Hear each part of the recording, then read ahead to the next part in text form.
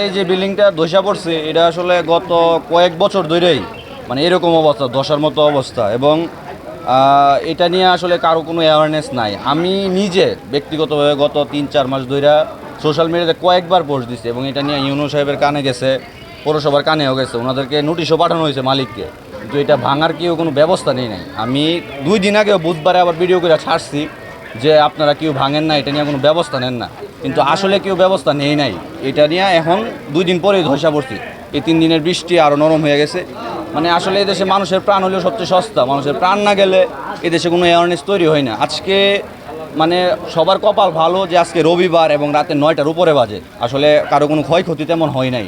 এরপরেও লোক ছিল একজন, সে বেঁচে গেছে আল্লাহর রহমতে। আর যদি বুধবারে এই ঘটনাটা হইতো, কমপক্ষে উপস্থিত এখানে 50-60 জন মানুষ তো সবসময় থাকে, 20 জন মানুষ তো কমপক্ষে আহত হইতো। আর যে বড় বড় স্ল্যাব পড়ছে, মানে মানুষের উপর বলে কারো বাঁচার সম্ভাবনা নাই, এরকম একটা অবস্থা।